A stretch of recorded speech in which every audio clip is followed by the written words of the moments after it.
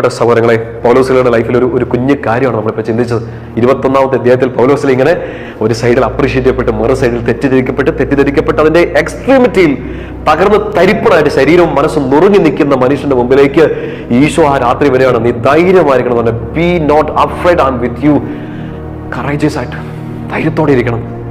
And നീ talk കേൾക്കുമ്പോൾ നിങ്ങൾ എപ്പോഴെങ്കിലുമൊക്കെ ആഗ്രഹിച്ചിട്ടുണ്ടാവില്ലേ?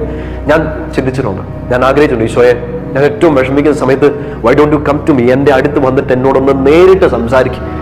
എൻ്റെ ആത്മീയ ഗുരുക്കന്മാരുടെ അടുത്ത് ഞാൻ പോകുന്നു, എനിക്ക് വേണ്ടി പ്രാർത്ഥിക്കുന്നവരുടെ ഞാൻ പോകുന്നു, മാനുഷികമായ എല്ലാ ഹെൽപ്പുകളും തരുന്നു. But I need your voice, I need your presence.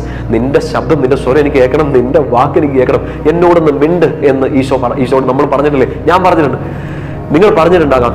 ഈശോയുടെ പ്രിയപ്പെട്ട കുഞ്ഞ് ഇന്ന് കടന്നു പോകുന്നത് അങ്ങനെ ആരും സഹായിക്കാനില്ലാത്തൊരു രാത്രിയിലാണെങ്കിൽ, പ്രതീക്ഷ തീരെ അസ്തമിച്ച് നിൽക്കുന്ന, ഒരു വെട്ടം പോലും കാണാത്ത ഒരു ദിവസങ്ങളിലാണെങ്കിൽ, ഇനി മുമ്പോട്ട് പോകണ്ടെന്ന് തീരുമാനിച്ച് ഈ വഴിവക്കിൽ ഇങ്ങനെ തട്ടിത്തറഞ്ഞു നിൽക്കുന്ന ഒരു പകലിലാണെങ്കിൽ, ഈശോയുടെ വാക്കായിട്ട് ഇത് ഹൃദയത്തിലേക്ക് ഏറ്റെടുക്കുക. പൗലോസ്ലീഹ കേട്ടതും ഞാൻ കേട്ടതും നിങ്ങൾ പലതവണ കേട്ടതുമായ ആ ഈശോയുടെ സ്വരം ഒരിക്കൽ കൂടി നിന്റെ ഹൃദയത്തിന്റെ ഭിത്തികളിൽ പ്രകമ്പനം കൊണ്ട് നീ എഴുന്നേക്കണം.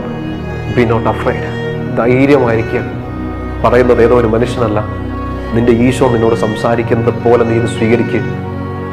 അപ്പനും പറയണ്ട, അമ്മയും പറയണ്ട, കൂട്ടുകാരും പറയണ്ട, മക്കളും പറയണ്ട, ഈശോ നിന്നോട് പറയാണ്, ബി കറേജിയസ്.